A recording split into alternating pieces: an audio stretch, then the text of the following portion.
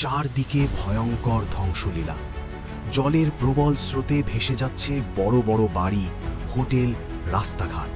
প্রকৃতির এই ভয়ঙ্কর স্রোতের সামনে যখন পুরো পাহাড় তছনছ হয়ে যাচ্ছে, ঠিক তখনই এই মহাপ্রলয়ের মাঝেও দাঁড়িয়ে আছে একটি মন্দির। মহাদেবের আশীর্বাদ নাকি প্রাচীন ভারতীয় স্থাপত্যের বিস্ময়? কি এমন শক্তি ছিল যা প্রকৃতির চরম তাণ্ডবের সামনেও এই মন্দিরকে 1 ইঞ্চি টলাতে পারেনি?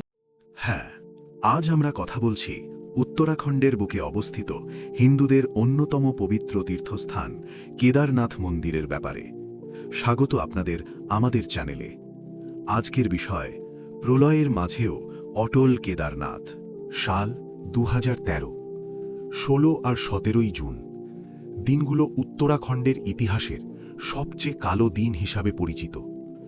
চোরাবাড়ি হিমবাহ গলে তৈরি হওয়া জলোচ্ছ্বাস আর প্রবল বৃষ্টিতে সৃষ্টি হয় এক ভয়ঙ্কর বন্যা।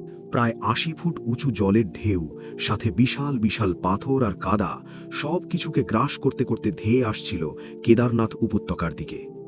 কেদারনাথ শহরের প্রায় সব কিছু মাটির সাথে মিশে যাচ্ছিল। মনে হচ্ছিল আজ বুঝি স্বয়ং মহাদেবের মন্দিরও এই প্রলয়ে বিলীন হয়ে যাবে। কিন্তু জলের স্রোত যখন মন্দিরের একেবারে কাছে চলে আসে, ঠিক তখনই ঘটে এক অলৌকিক ঘটনা। পাহাড়ের ওপর থেকে ভেসে আসে এক বিশাল আকৃতির পাথর। এই বিশাল পাথরটি ঠিক মন্দিরের পিছন দিকে এসে আটকে যায়, আর পাহাড় থেকে নেমে আসা ভয়ঙ্কর জলের স্রোত ওই পাথরে ধাক্কা খেয়ে 2 ভাগে ভাগ হয়ে মন্দিরের 2 পাশ দিয়ে বেরিয়ে যায়। মন্দিরকে স্পর্শ করার ক্ষমতা যেন সেই প্রলয়ঙ্কারী জলেরও ছিল না। মানুষ আজ এই পাথরটিকে ভীমশিলা বা ডিভাইন রক নামে চেনে। বিজ্ঞানীদের মতে মন্দিরের গঠন এবং এই পাথরের কারণেই বেঁচে যায় কেদারনাথ। কিন্তু ভক্তদের কাছে এটি ছিল স্বয়ং মহাদেবের ঢাল।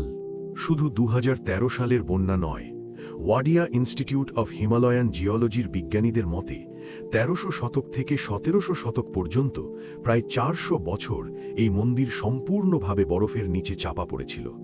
একে বলা হয় লিটল আইস এজ। 400 বছর বরফের নিচে চাপা থেকেও এই মন্দিরের গায়ে কোনো আঁচড় লাগেনি। কোনো সিমেন্ট বা লোহা ছাড়া শুধুমাত্র বিশাল বড় বড় পাথর ইন্টারলকিং সিস্টেমের মাধ্যমে জুড়ে তৈরি হয়েছিল এই মন্দির। হাজার হাজার বছর আগের এই টেকনোলজি আজকের ইঞ্জিনিয়ারদেরও অবাক করে দেয়।